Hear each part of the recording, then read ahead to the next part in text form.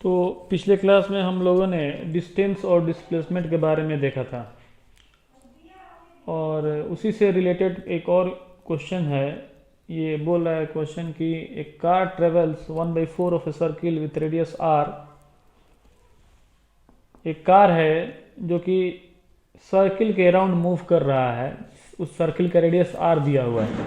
ठीक है, बोल रहा है कि एक कार है जो सर्किल के अराउंड मूव कर रहा है ना, सर्कुलर पाथ को फॉलो कर रहा है। A car travels 1/4 of a circle with radius R. 1/4 का मतलब क्या हुआ? कार जो है ट्रेवल कर रहा है तो 1/4 का मतलब 1/4, यानी कि अगर कार यहाँ है तो यहाँ से यहाँ गया है। ठीक है, ये ऐसे पाथ, इतना ही पाथ को वो फॉलो किया है। ठीक है, आगे देखा क्या बोला, the ratio of the distance to its displacement बता रहा है। तो आपको पता करना है कि उसके उतने कितना जो है कार ने कितना डिस्टेंस ट्रेवल किया और उसका डिस्प्लेसमेंट क्या हुआ, उन दोनों का रेशियो आपको फाइंड करना है। तो मान लीजिए कि कार ए पॉइंट पर है और बी पॉइंट पर गया है, तो उसने कितना डिस्टेंस तय किया। तो अगर हम आपसे बोलेंगे तो आप कहिएगा कि ये वाला डिस्टेंस उसने तय किया, ये सर्कुलर कर्व वाला पाथ को उसने फॉलो किया है, तो ये तो उसका डिस्टेंस हो जाएगा ए टू बी। तो अगर हम बोलेंगे आपसे कि डिस्टेंस कितना बना, तो आप कहिएगा कि डिस्टेंस इक्वल टू जो टोटल 2πr है ना, उस 2πr का 1/4 हो जाएगा। ठीक है, क्योंकि क्वेश्चन कह रहा है कि car travels 1/4 of a circle का 1/4। ठीक है, तो सर्किल तो 2πr उसका सर्कमफेरेंस हो जाएगा, तो 2πr का कितना 1/4 है ना। तो अगर इसको हम कैंसिल आउट करते हैं तो कितना बनेगा πr/2। ठीक है, तो उसने डिस्टेंस कितना तय किया, πr/2। वैसे भी हमको पता है कि टोटल 2πr है, तो यहां से यहां आधा πr, कल बात किए थे, उस πr का ये आधा है तो πr/2, वही वाला चीज है। आगे देखा जाए उसने डिस्प्लेसमेंट कितना तय किया है, तो ये r है और ये भी r है, क्योंकि रेडियस सब बराबर होता है क्या। तो उसने डिस्प्लेसमेंट कितना तय किया है, तो डिस्प्लेसमेंट जो है वो a से b गया है, तो a से b ये इसका डिस्प्लेसमेंट है। ठीक है, b से a इस कार का डिस्प्लेसमेंट है। इसका direction from a to b हो जाएगा, इनिशियल से फाइनल की तरफ। तो ये वाला वैल्यू चाहिए। तो हम देख रहे हैं कि ये राइट एंगल ट्रायंगल है। अगर इस ट्रायंगल को देखा जाए तो ये राइट एंगल ट्रायंगल है, ये r है और ये भी r है, तो ये रूट अंडर में कितना हो जाएगा, r का स्क्वायर प्लस में r का स्क्वायर, क्योंकि ये h है तो p का स्क्वायर प्लस में b का स्क्वायर। तो डिस्प्लेसमेंट उसका कितना हो जाएगा, from a to b straight line, a और b का बीच का सबसे शॉर्टेस्ट डिस्टेंस उसका a और b के बीच का स्ट्रेट लाइन होगा क्या। तो हमारा पास जो है ये कितना हो जाएगा, r² प्लस में r²। ठीक है, डिस्प्लेसमेंट तो ये कितना होगा 2r²। ठीक है, अब ये r को हम चूंकि r² है तो एक r बाहर आ जाएगा और ये हो जाएगा 2, है ना। r जो कि स्क्वायर था तो r बाहर चला गया और 2 रूट में चला गया, तो इसने डिस्प्लेसमेंट इतना तय किया। अब क्वेश्चन कह रहा है, अकॉर्डिंग टू क्वेश्चन कह रहा है कि the ratio of the distance to its displacement. पहले डिस्टेंस के बारे में बात किया है, फिर बाद में डिस्प्लेसमेंट के बारे में बात किया है। तो डिस्टेंस ऊपर रहेगा, ठीक है, डिवाइडेड बाई क्या चीज, डिस्प्लेसमेंट नीचे रहेगा।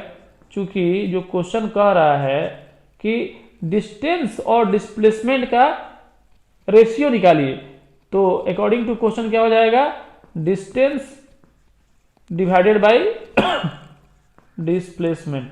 ठीक है, तो डिस्टेंस ऊपर रहेगा, 2 से पहले डिस्टेंस आया तो distance divided by displacement. Distance उसने कितना तय किया है, तो πr/2। ठीक है, ये डिस्टेंस तय किया है, और डिस्प्लेसमेंट कितना तय किया है, तो r√2।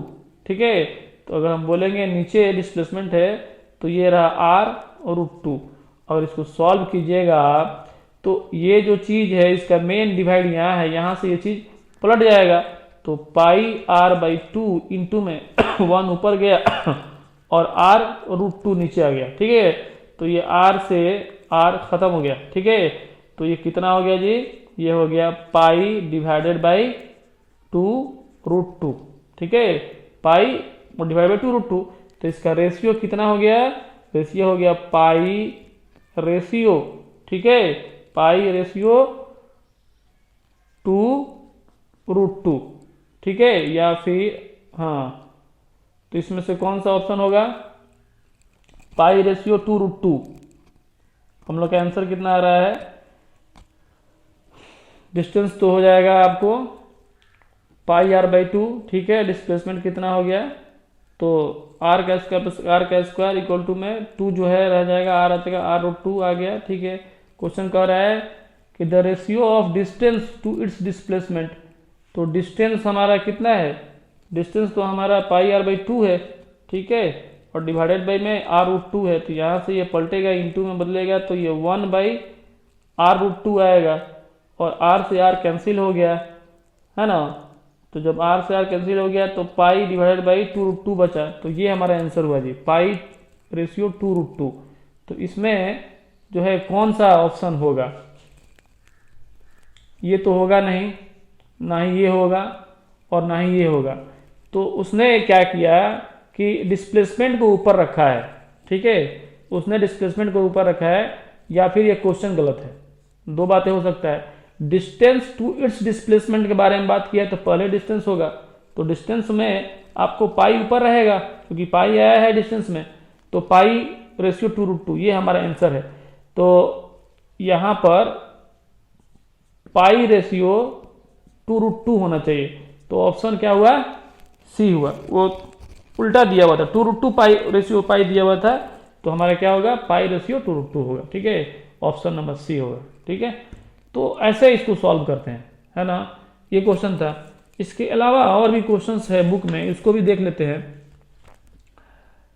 इसके अलावा क्वेश्चंस है एनसीईआरटी का ही क्वेश्चंस है, पेज नंबर 102, ठीक है, page number 102, page number 102 NCERT का ये फिजिक्स का क्वेश्चन है। इसको देखा जाए, कह रहा है कि distinguish between speed and velocity, नहीं सॉरी 102 नहीं, पेज नंबर 100 है ना, पेज नंबर 100 का है। बोला है कि an object has moved through a distance, can it have zero displacement, if yes support your answer with an example. 1 number का हम सोल्यूशन दे रहे हैं। बता रहा है कि कोई ऑब्जेक्ट है जो कि कुछ डिस्टेंस को तय कर रहा है, ठीक है, थ्रू ए डिस्टेंस। बोला can it have a zero displacement, क्या इसका डिस्प्लेसमेंट जीरो हो सकता है, और इफ यस अगर ऐसा है कि जीरो हो सकता है तो अपने आंसर को सपोर्ट के लिए आपको एक एग्जांपल देना होगा। तो कहेंगे कि एग्जांपल में एक आदमी है, पॉइंट ए से बी गया, उसने 10 मीटर के डिस्टेंस को तय किया, ठीक है, और फिर बी से वो ए चला आया, तो फिर से 10 मीटर का डिस्टेंस तय किया, तो डिस्टेंस तो इसका कितना हो जाएगा, डिस्टेंस इसका ए से बी गया, ए टू बी गया, तो उसने 10 मीटर डिस्टेंस तय किया, और फिर बी टू ए आया तो फिर 10 मीटर की डिस्टेंस तय किया। तो टोटल अगर डिस्टेंस के बारे में बात कहें तो टोटल डिस्टेंस उसने कितना तय किया, फ्रॉम ए टू ए, यानी ए से ए की तरफ, ए से ए कितना हुआ, तो बोलेंगे 10 प्लस 10 यानी कि 20 मीटर का डिस्टेंस तय किया है। लेकिन वहीं अगर आपसे पूछेंगे कि डिस्प्लेसमेंट उसने कितना तय किया है, तो आप क्या कहिएगा, 0 मीटर, जहां था फिर से वहीं चला आया, इसलिए डिस्प्लेसमेंट 0 मीटर। क्वेश्चन नंबर 2 बता रहा है कि farmer moves along the boundary of a square field, इसी के क्वेश्चन है, ठीक है, ये ब्लू कलर में जो दिया हुआ उसको करा रहे हैं, आप देख सकते हैं, एनसीईआरटी बुक आपके पास होगा तो उसमें से आप देख सकते हैं। बोल रहा है कि a farmer moves along the boundary of a square field of side 10 metre in 40 second. एक फार्मर है जो कि एक स्क्वायर फील्ड के बाउंड्री पर मूव कर रहा है, ठीक है, हम क्वेश्चन को लिख नहीं रहे हैं, आपके क्वेश्चंस बुक में पेज नंबर 100 में ही दिया हुआ है जी, पेज नंबर 100 में दिया हुआ है। क्वेश्चन लिख दिया जाए क्या, चलिए इसको लिख देते हैं क्वेश्चन को। क्वेश्चन बोला है कि a farmer moves along the boundary of a square field of side 10 metre in 40 second. ठीक है, बोला है कि what will be the magnitude of displacement of the farmer at the end of 2 minute 20 second। ठीक है, from his initial position।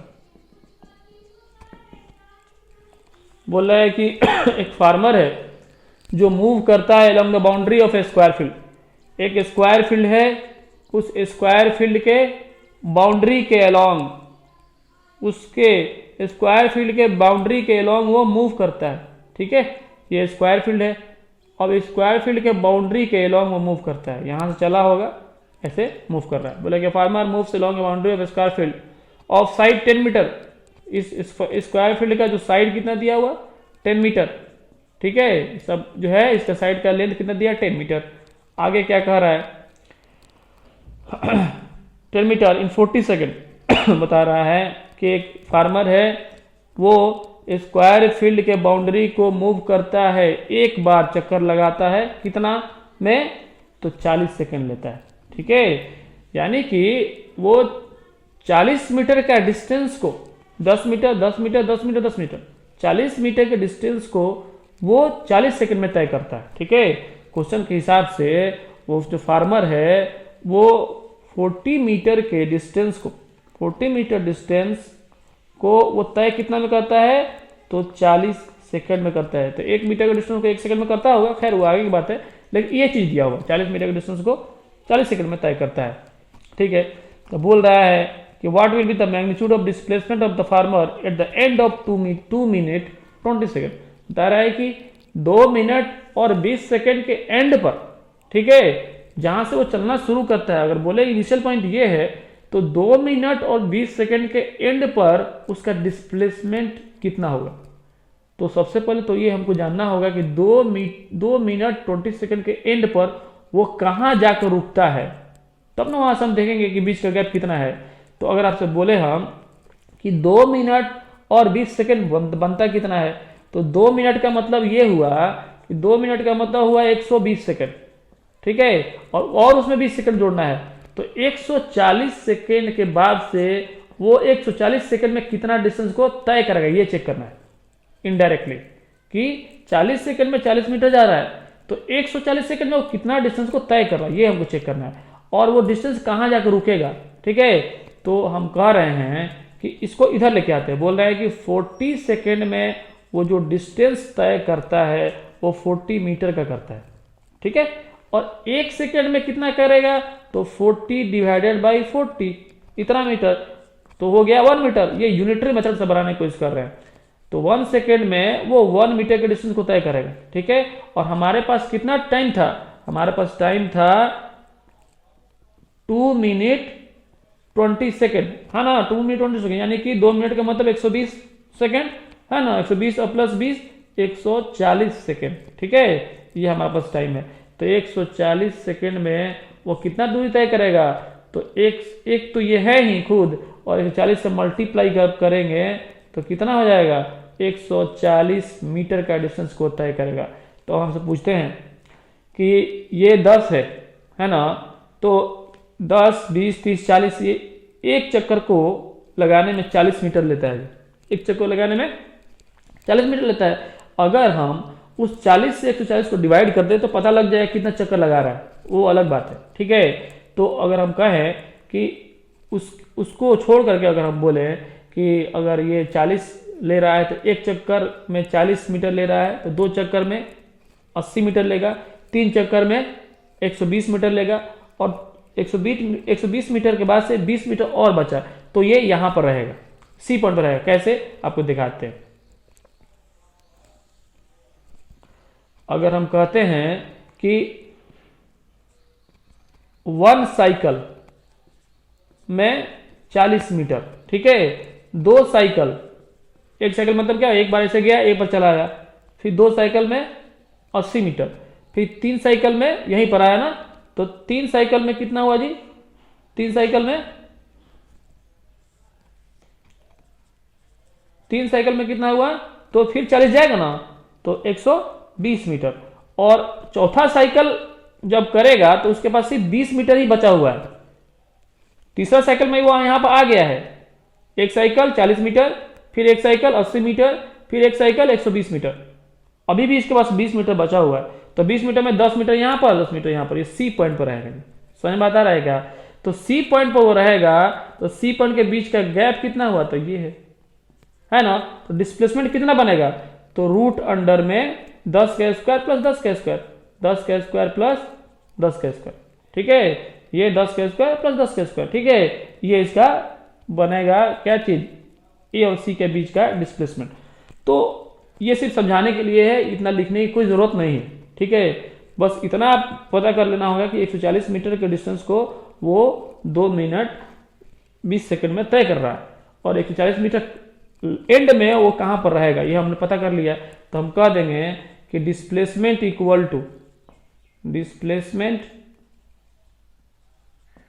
Equal to root under में ये 10 का स्क्वायर प्लस 10 का स्क्वायर, 10 का स्क्वायर प्लस 10 का स्क्वायर। चूंकि ये स्क्वायर फील्ड है तो राइट एंगल ट्रायंगल तो बनेगा ही इसका डायगोनल पे, तो ये हो जाएगा आपको क्या चीज, ये हुआ 100 प्लस ये हुआ 100, तो ये हो गया 200 रूट में, तो 100 की वजह से 10 बाहर आ जाएगा, 10√2 मीटर।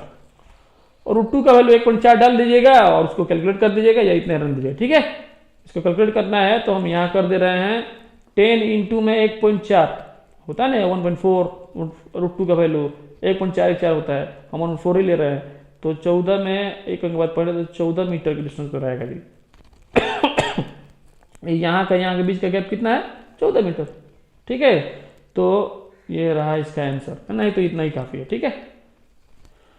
चेक कर लीजिएगा क्या आंसर बुक में दिया हुआ है। खैर ये ऐसा हो गया, ये क्वेश्चन नंबर 2 था।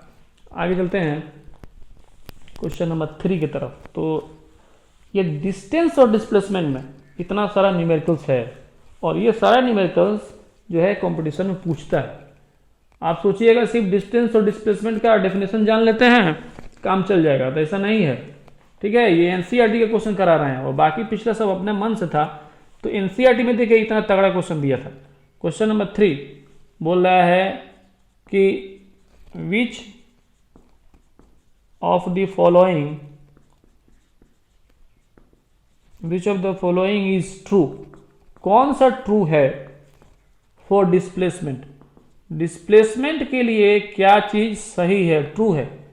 कुछ स्टेटमेंट दिया हुआ है। पहला स्टेटमेंट बोल रहा है A, it can not be zero, बोल रहा है कि डिस्प्लेसमेंट जीरो नहीं हो सकता है, ये बोल रहा है। ये ट्रू कौन सा है स्टेटमेंट। बी में बोल रहा है its magnitude is greater than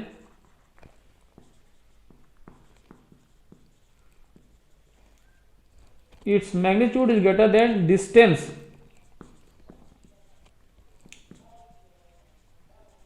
traveled by the object। बता रहा है कि its magnitude is greater than the distance travelled by the object. इसमें से कौन सा ट्रू है ये, ठीक है।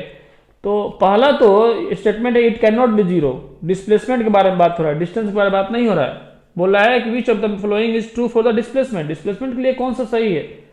तो ये पहला तो सरासर गलत है। क्यों गलत है जी, डिस्प्लेसमेंट जीरो हो सकता है। ए पॉइंट से चला बी पर गया, फिर बी से ए पर चला है, डिस्प्लेसमेंट जीरो हो सकता है, डिस्टेंस जीरो नहीं हो सकता है। तो ये स्टेटमेंट पहला फॉल्स है, ठीक है। दूसरा, पहला क्या है जी, फॉल्स स्टेटमेंट है।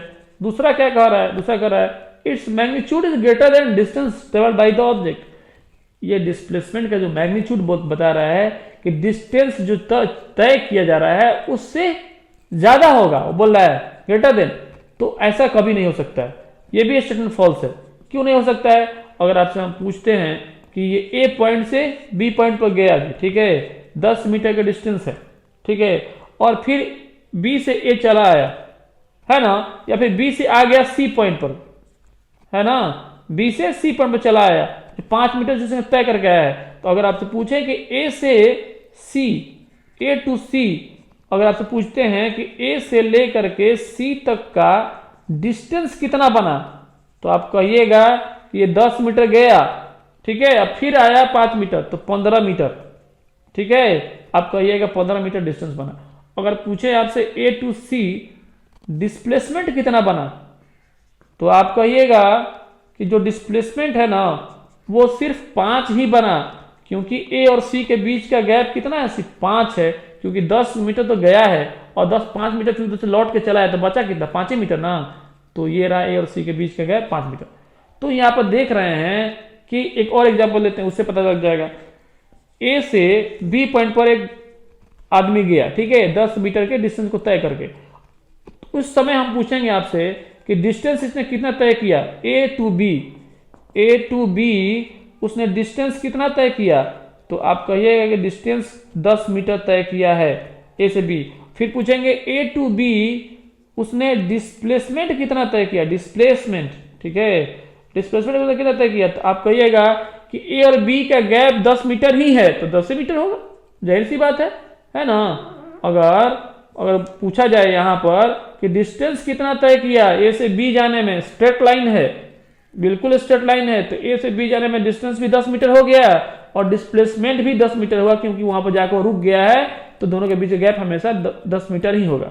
पता क्या चला? पता यह चला कि डिस्टेंस और डिस्प्लेसमेंट बराबर हो सकता है ना, डिस्टेंस और डिस्प्लेसमेंट बराबर हो सकता है। डिस्प्लेसमेंट डिस्टेंस से छोटा हो सकता है, लेकिन डिस्प्लेसमेंट डिस्टेंस से कभी बड़ा नहीं हो सकता है। और ये कह रहा है क्या कि its magnitude is greater than distance, कभी हो सकता है क्या? इसलिए ये फॉल्स स्टेटमेंट है। क्या है? फॉल्स स्टेटमेंट है।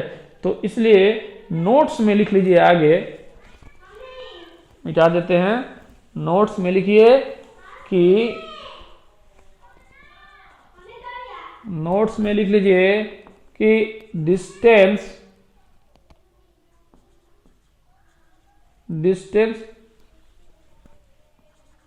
डिस्प्लेसमेंट जो है, displacement equal to distance, distance के बराबर हो सकता है। डिस्प्लेसमेंट डिस्टेंस के बराबर हो सकता है। डिस्प्लेसमेंट लेस देन डिस्टेंस, ये भी सही है, ठीक है। लेकिन अगर पूछे आपसे कि डिस्प्लेसमेंट ग्रेटर देन डिस्टेंस, तो ये स्टेटमेंट फॉल्स है। ये ग्रेटर देन कभी नहीं हो सकता है। जो है डिस्प्लेसमेंट हमेशा क्या होगा, वो छोटा होगा या फिर बराबर होगा। ये कट कर देंगे ताकि ये पता लगे कि डिस्प्लेसमेंट डिस्टेंस के कभी भी बराबर नहीं हो सकता है। डिस्प्लेसमेंट डिस्टेंस के इक्वल हो सकता है, एग्जांपल से बता दिए। डिस्प्लेसमेंट डिस्टेंस से छोटा हो सकता है, एग्जांपल से बता दिए। लेकिन डिस्प्लेसमेंट डिस्टेंस से बड़ा कभी नहीं होगा। बराबर हो सकता है, छोटा हो सकता है, बराबर ग्रेटर देन कभी नहीं होगा। ये हो गया। तो डिस्टेंस डिस्प्लेसमेंट का पूरा जितना भी थ्योरी था वो कंप्लीट हो गया जी, ठीक है। आगे थोड़ा देखा जाए, एक नया हेडिंग है uniform motion and non uniform motion, ठीक है। उसको मिटा देते हैं हम। अगला हेडिंग है uniform motion and non uniform motion, ठीक है। तो uniform motion and non uniform motion ये क्या चीज है, इसको समझना होगा। देखा जाए, मोशन तो यूनिफॉर्म और नॉन यूनिफॉर्म दो तरह का होता है, ठीक है। वैसे तो मोशन का टाइप अलग अलग है, circular motion, rotational motion, linear motion, zigzag motion, है ना। Periodic motion, simple harmonic motion है, बहुत सारा टाइप है। लेकिन उसमें से कुछ मोशन यूनिफॉर्म होता है, कुछ मोशन नॉन यूनिफॉर्म होता है। तो यूनिफॉर्म का मतलब यह हुआ कि एक बराबर, और नॉन यूनिफॉर्म का मतलब क्या हुआ, उसका कोई ठिकाना नहीं है, कभी बढ़ेगा कभी घटेगा। ठीक है, अब ये क्या चीज है इसको समझ लिया जाए, एक एक करके देख लिया जाए। हम पहले यूनिफॉर्म के बारे में बात करने जा रहे हैं। यूनिफॉर्म मोशन को हम कांस्टेंट भी बोलते हैं। ठीक है, कांस्टेंट का मतलब क्या हुआ, फिक्स। ठीक है, इसको हम कांस्टेंट मोशन भी बोलते हैं, कांस्टेंट। इसमें कांस्टेंट स्पीड, कांस्टेंट वेलोसिटी सब आएगा, देखिए बताते हैं अभी। तो कांस्टेंट मोशन बोलते हैं क्योंकि यूनिफॉर्म का मतलब है एक बराबर। अब देखा जाए कैसे, इसके एग्जांपल एक लेते हैं। हम कहेंगे कि एक कार है, ठीक है, एक कार वो एक पॉइंट से चलना शुरू करता है। ठीक है, एक कार जो है एक पॉइंट से चलना शुरू करती है, ये एक सेकेंड में वो 10 मीटर के डिस्टेंस को तय करती है। ठीक है, फिर बी से वो सी जाती है। ठीक है, और अगला जो 10 मीटर का डिस्टेंस है वो अगला एक सेकेंड में ही तय करती है। ठीक है, सी पर पॉइंट पर पहुंच जाती है, फिर सी से वो डी पॉइंट पर जाती है। ठीक है, और अगला 10 मीटर का जो डिस्टेंस है वो भी एक सेकेंड में तय करती है। फिर डी से वो ई पॉइंट पर जाती है। ठीक है, और ई पॉइंट पर जाती है तो वो 10 मीटर का डिस्टेंस होता है जो फिर से वो एक सेकेंड लेती है तय करने में। पता क्या चला कि हर एक सेकेंड में वो सेम डिस्टेंस को तय कर रही है वो कार। ठीक है, या फिर ऐसे कहे कि इक्वल डिस्टेंस इक्वल टाइम में वो तय कर रही है, equal distance equal time interval में वो तय कर रही है। तो ऐसा मोशन जिसमें इक्वल डिस्टेंस इक्वल इंटरवल और टाइम में कोई चीज, कोई बॉडी है तय करता है, तो वो कहेंगे वो बॉडी क्या चीज है, यूनिफॉर्म मोशन में। ठीक है, अगर कोई कार है या कोई बॉडी है या कोई ऑब्जेक्ट है जो कि इक्वल इंटरवल ऑफ टाइम में इक्वल डिस्टेंस को तय करता है, इक्वल इंटरवल ऑफ टाइम में इक्वल डिस्टेंस को तय करता है, तो कहेंगे कि वो ऑब्जेक्ट यूनिफॉर्म मोशन में है। इसको छोड़ करके बाकी जितना है सब नॉन यूनिफॉर्म मोशन में है। ठीक है, तो समझा देते हैं, पहले इसको लिख लिया जाए यूनिफॉर्म मोशन का। When an object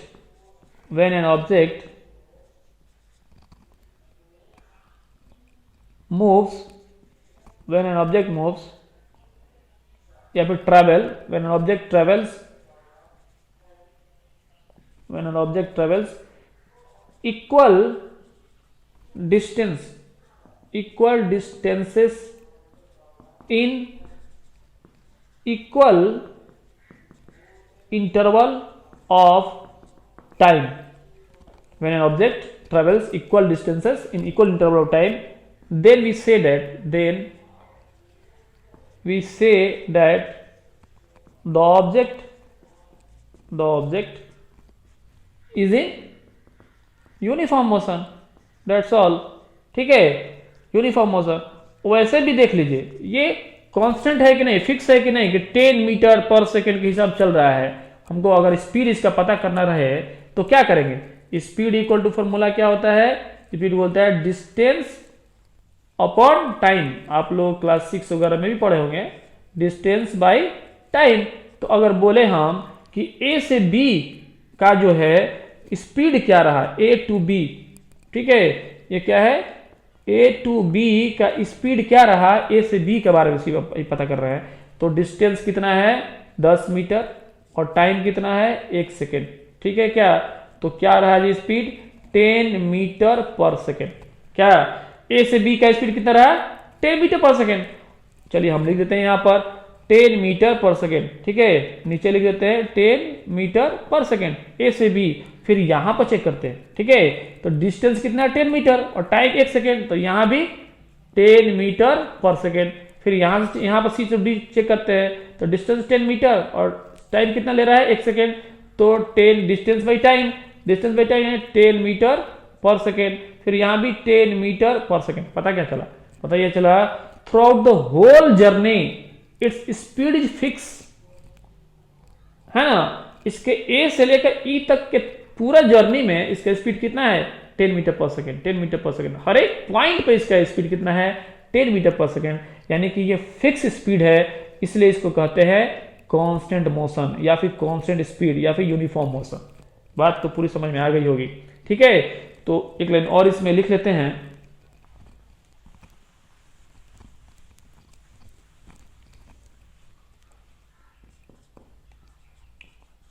when an object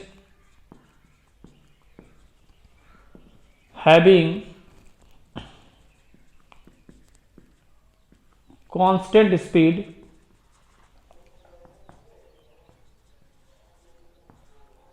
throughout the whole journey,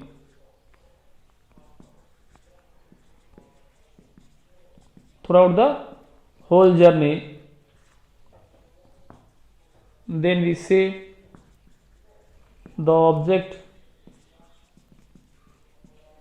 having uniform motion. बात समझ में आ रहा है क्या?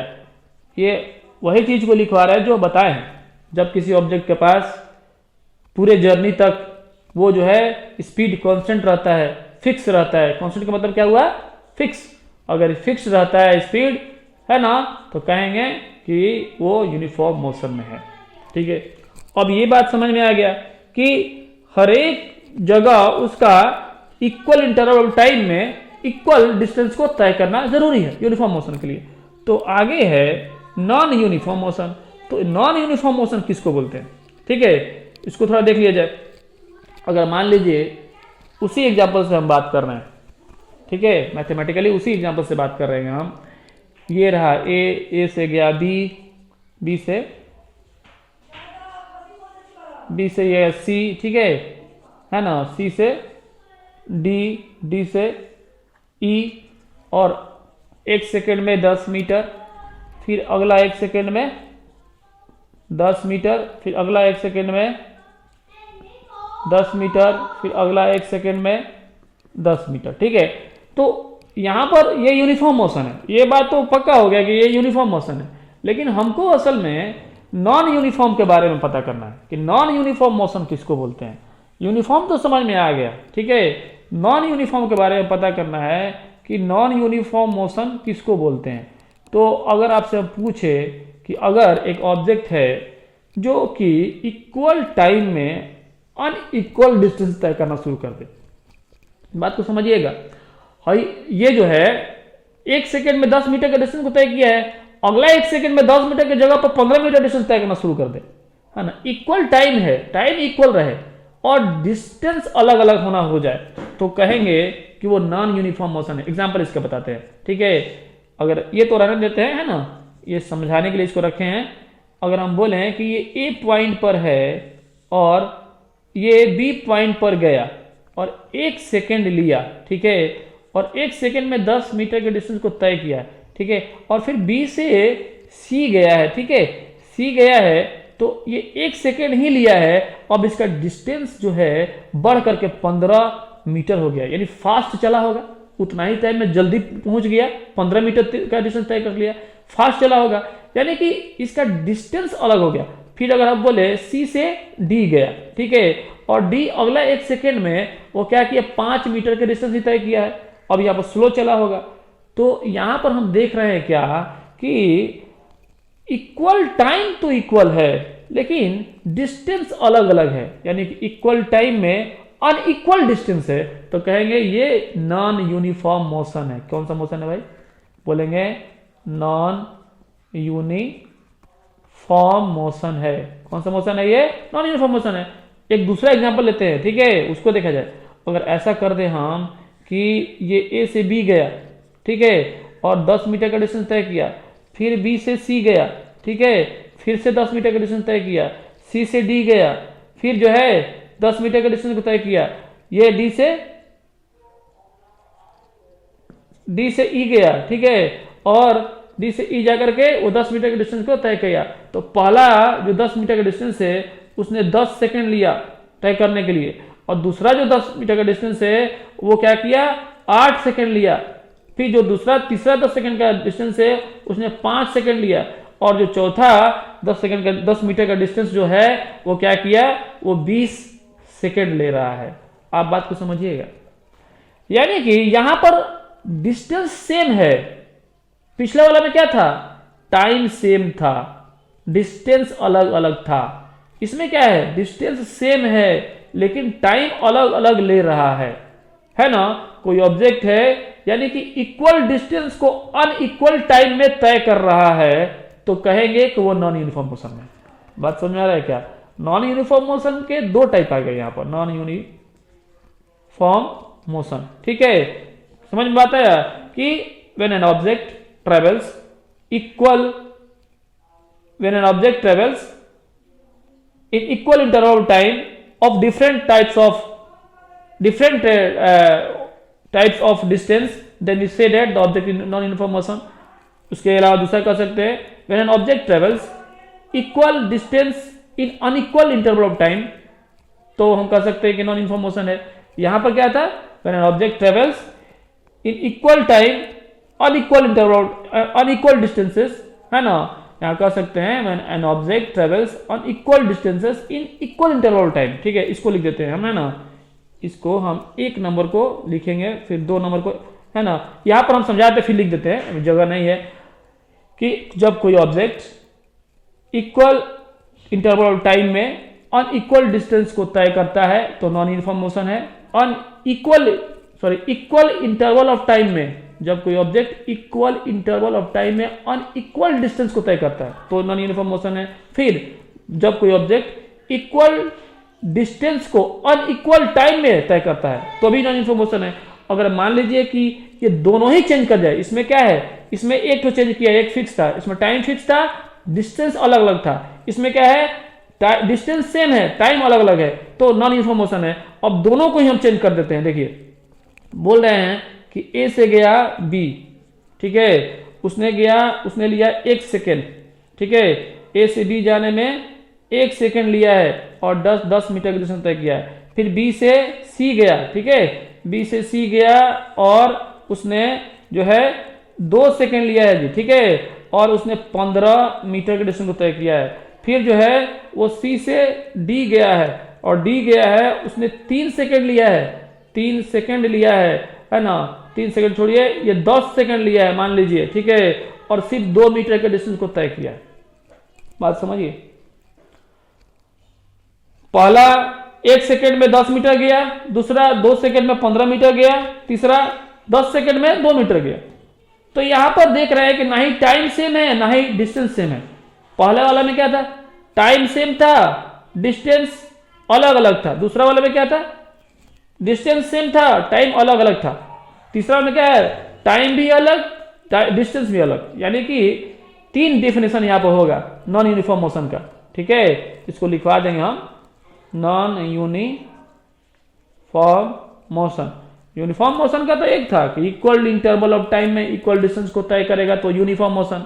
अब इसमें क्या है कि इक्वल इंटरवल में अनइक्वल डिस्टेंस, अनइक्वल डिस्टेंस में इक्वल इंटरवल टाइम में अनइक्वल डिस्टेंस, और इक्वल डिस्टेंस को तय करने में अनइक्वल टाइम इंटरवल, या फिर दोनों ही के दोनों अनइक्वल हो जाए, ठीक है। इसको लिख लीजिए,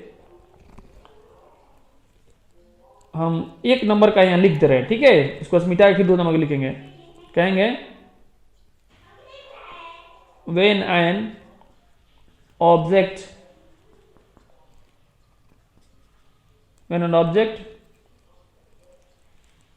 travels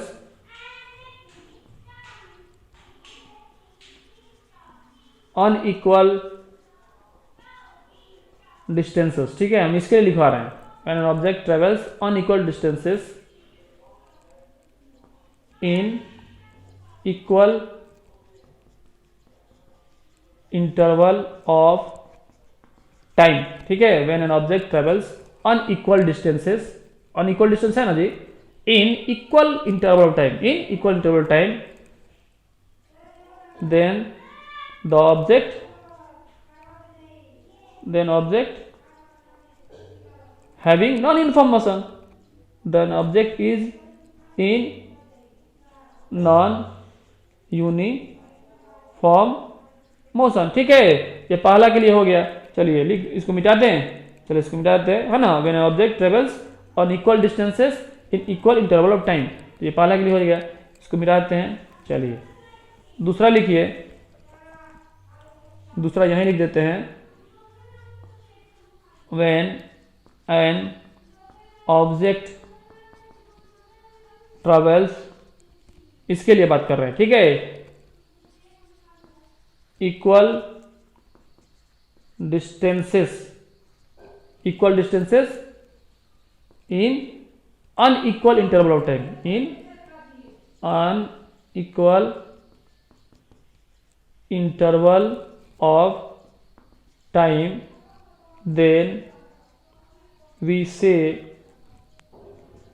the object is in non uniform motion, ठीक है। ये दूसरा के लिए हो गया। और तीसरा के लिए क्या हो गया, तीसरा के लिए कि when an object travels in unequal distances in unequal interval of time, दोनों के दोनों अनइक्वल हो गया, unequal interval of time, then we say the object is in non uniform motion, यहां जोड़ लीजिएगा, ठीक है। तो ये बात हो गया यहां पर यूनिफॉर्म मोशन और नॉन यूनिफॉर्म मोशन। उम्मीद ये करते हैं कि कंप्लीट समझ में आ गया होगा, ठीक है। चलिए अब थोड़ा सा हेडिंग डाला जाए स्पीड के बारे में, ठीक है। हेडिंग डाला जाए स्पीड। स्पीड किसको बोलते हैं, ठीक है। देखिए जी, क्या है कि कोई आदमी है या कोई ऑब्जेक्ट है, कुछ डिस्टेंस को तय करता है कुछ इंटरवल ऑफ टाइम में, तो वो किस रेट में ट्रेवल करता है, उस रेट को मेजर करने के लिए स्पीड वर्ड आया। यहां पर जो स्पीड जो आया, वो वर्ड कहां से आया, वो उसके मेजरमेंट के लिए आया, उस रेट को मेजरमेंट के लिए आया जिस रेट से कोई ऑब्जेक्ट ट्रेवल करता है, एक जगह से दूसरी जगह ट्रेवल करता है, ठीक है। तो इस रेट को पता करने के लिए कि वो कितना फास्ट मूव कर रहा है या कितना स्लो मूव कर रहा है, ये हमको एक मेजरमेंट का रेट हमको बताता है कि स्पीड क्या है। तो अगर हम आपसे पूछे कि ये स्पीड क्या है, तो आप बोलिएगा it is the rate of measurement of how fast an object is moving, ठीक है। इसका पहला डेफिनेशन ये लिख लीजिए कि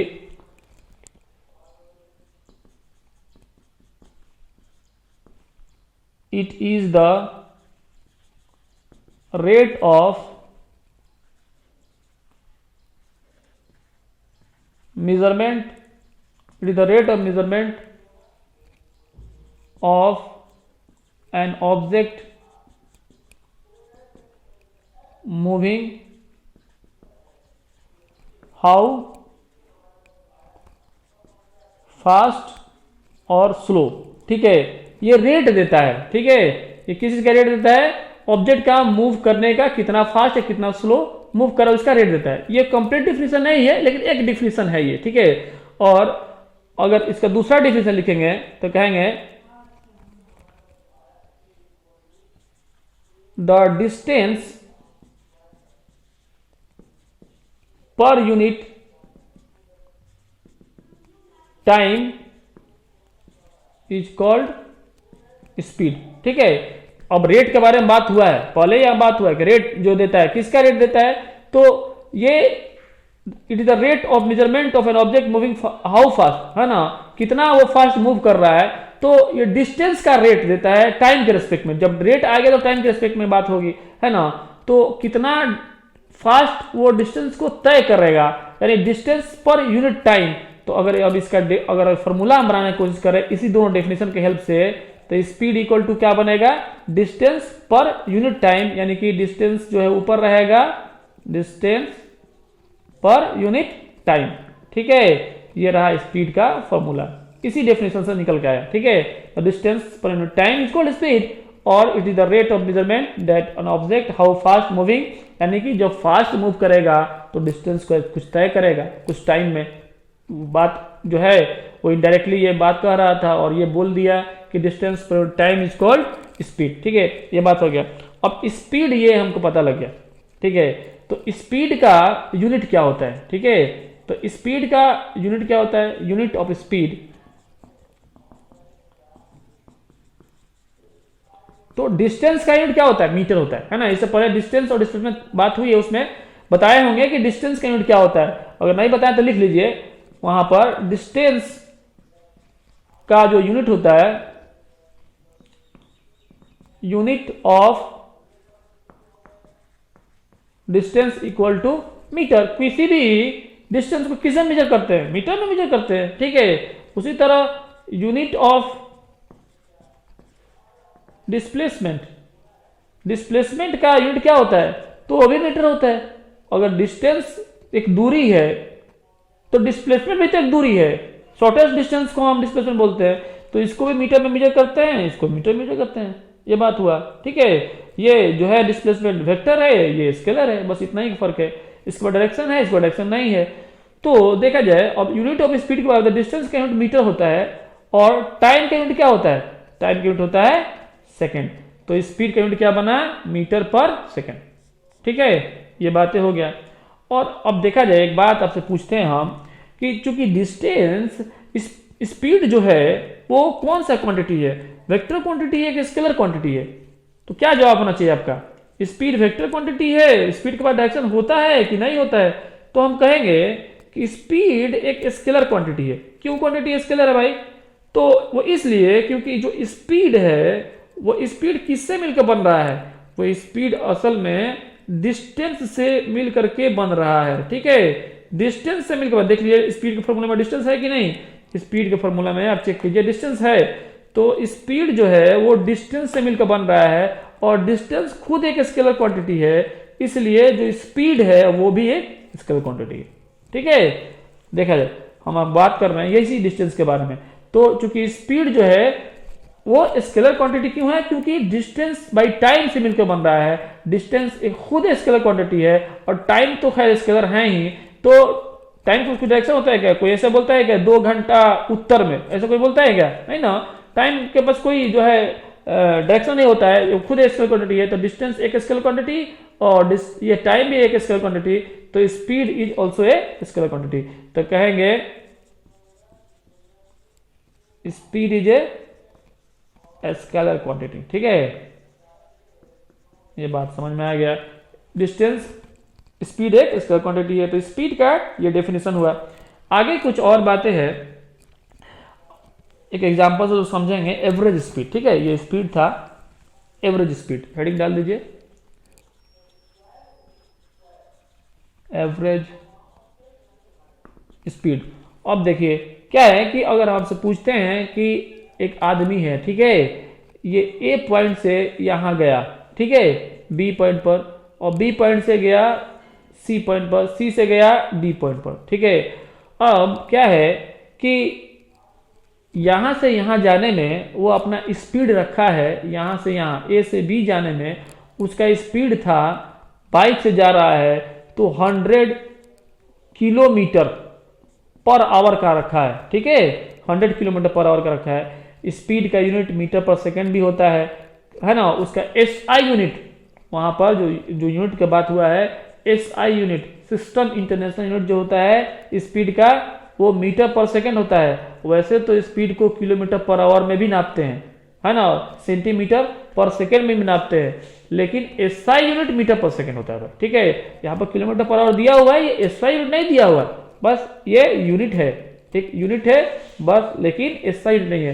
ये सिस्टम इंटरनेशनल यूनिट जो है, स्टैंडर्ड सिस्टम इंटरनेशनल यूनिट, ये मीटर पर सेकेंड ही है स्पीड का।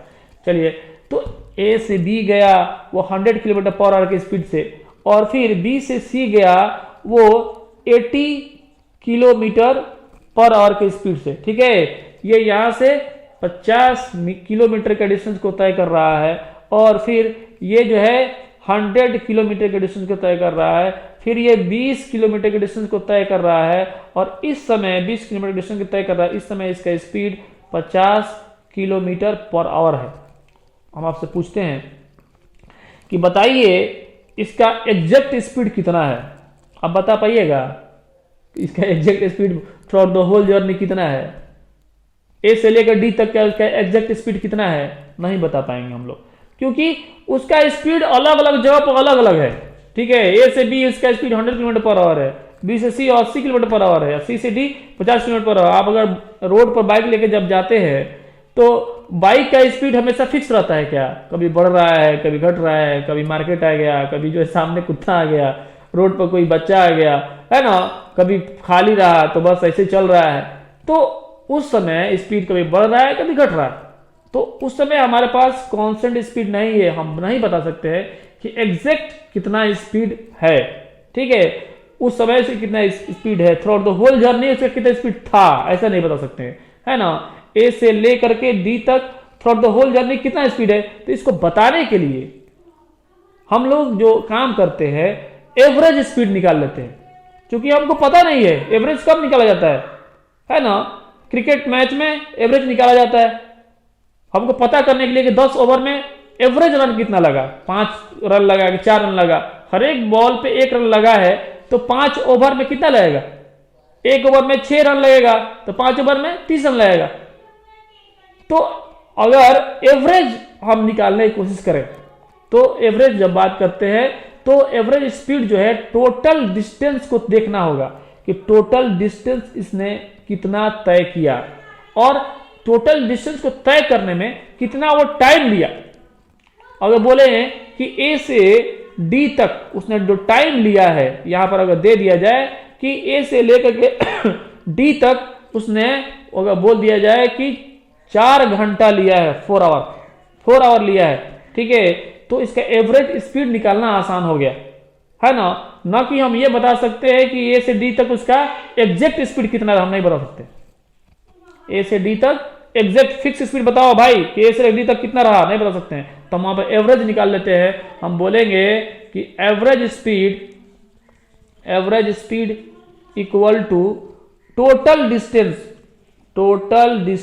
हम क्या करेंगे, टोटल डिस्टेंस को देख लेंगे, ए से डी तक कितना टोटल डिस्टेंस है डिवाइडेड बाई ए से डी तक में कितना टाइम लिया पहुंचने में, तो टोटल टाइम या फिर टाइम टेकन भी इसको बोलते हैं। ठीक है, टाइम टेकन माने कितना टाइम उसने लिया है। ठीक है, तो अगर हम बोलेंगे तो इसको कैसे बोलेंगे, अगर इस क्वेश्चन के लिए अगर हमको निकालना रहे, ठीक है, एवरेज स्पीड, तो कहेंगे एवरेज स्पीड इक्वल टू, हमारे पास कितना बना, average equal to total distance कितना है भाई, तो टोटल डिस्टेंस हमारा कितना जी 50 किलोमीटर, 100 किलोमीटर, 20 किलोमीटर, जोड़ देते हैं 50 प्लस 100 प्लस 20, ये कितना हो जाएगा divide by time taken. Time कितना लिया है, 4 घंटा लिया है जी। ठीक है, कितना लिया है, 4 घंटा लिया है, तो ये 170 हो जाएगा, है ना, 170 डिवाइड बाई 4।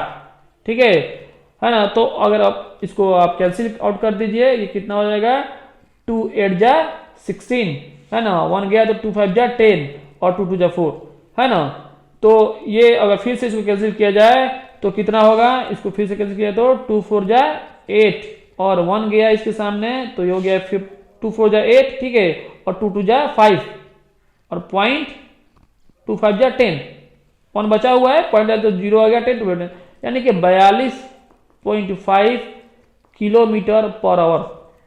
यहाँ पर 100 किलोमीटर है, यहाँ 80 किलोमीटर है, 50 किलोमीटर है, लेकिन throughout the whole journey इसका स्पीड कितना रहा 42.5 42.5 किलोमीटर पर आवर। ठीक है, 4 घंटा में अगर वो जाता है तो 42.5 किलोमीटर पर आवर के स्पीड से वो ए से लेकर डी तक जाता है ना। Average speed from A to D ये निकल कर सामने आया। ठीक है, ये इसका सॉल्यूशन है और ये फॉर्मूला है जो कि हमको पढ़ना है, इसको लिखना पड़ेगा। ठीक है, average speed equal to total distance में टोटल टाइम, टोटल डिस्टेंस कहां से है, टोटल टाइम कहां से है, ये बात हमने बता दी है। ठीक है, तो ये भी एवरेज स्पीड है, स्पीड का एवरेज है, तो ये भी स्केलर क्वांटिटी है। ठीक है, इसका फॉर्मूला टोटल डिस्टेंस में टोटल टाइम है। अगर शॉर्ट फॉर्म में देखा जाए, शॉर्ट फॉर्म में तो क्या कहेंगे, v इक्वल टू जो दिया हुआ बुक में s by T, v average इसको बोलते हैं, v एवरेज। ठीक है, v एवरेज, है ना, ये शॉर्ट फॉर्म में v average equal to s by T. Clear. चलिए, इसी से रिलेटेड एक क्वेश्चन है, उसको देख लीजिए, आपके बुक में दिया हुआ है। उस क्वेश्चन को लिख देते हैं।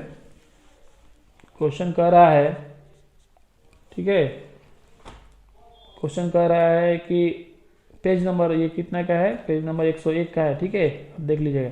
बोला है कि an object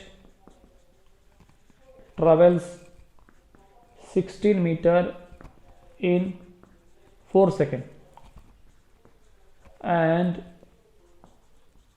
then another 16 meter in 2 seconds। तो बोल रहा है कि what is the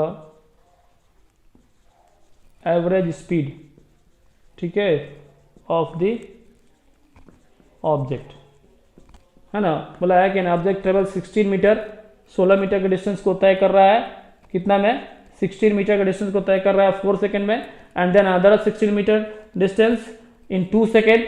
what is the average speed of the object. बता रहा है कि एक ऑब्जेक्ट है जो कि ये चल रहा है 16 मीटर के डिस्टेंस को, ये 16 मीटर के डिस्टेंस को वो गया, ये ए से बी गया और फिर बी से सी गया, अगला 60 मीटर के डिस्टेंस को भी तय कर रहा है। बोला है कि object travel 60 metre distance in 4 second, यानी कि 4 सेकंड में वो तय कर रहा है, एक ऑब्जेक्ट एक जो है 60 मीटर के डिस्टेंस को 4 सेकंड में ट्रेवल कर रहा है। देन अनदर, फिर दूसरा 16 मीटर के डिस्टेंस को, दूसरा 16 मीटर के डिस्टेंस को कितना में तय कर रहा है, 2 सेकंड में तय कर रहा है। What is the average speed of the object. Average speed कितना बनेगा, तो वी एवरेज का फॉर्मूला अभी हम देखे हैं, क्या देखे हैं, total distance by total time, ठीक है, total distance by time taken या टोटल टाइम, ठीक है, दोनों सही है। टाइम टेकन लिख देते हैं यहाँ पर, टोटल डिस्टेंस कितना आया, 16 + 16 यानी कि 32 लिख देते हैं, 16 + 16 डिवाइडेड बाई टोटल टाइम कितना है, 4 और 2 6, टोटल टाइम कितना है, 4 2 6 सेकेंड, तो ये हो जाए 16 16 32 डिवाइडेड बाई 6, है ना। ये हो जाए कितना आपको, 2 × 2, 2 6 × 12 और 2 × 16, फिर इसको जो है कैंसिल करेंगे तो कितना, सॉरी ये 6 है, 2 3 × 6, तो ये हो जाएगा आपको कितना, 16/3, यानी कि 3 5 15 और पॉइंट 1 डालेंगे तो 0 आया, 3 3 9, यानी कि 5.3 मीटर पर सेकेंड, ठीक है, यही इसका स्पीड है, ठीक है, 5.3 मीटर पर सेकेंड इसका ये स्पीड है।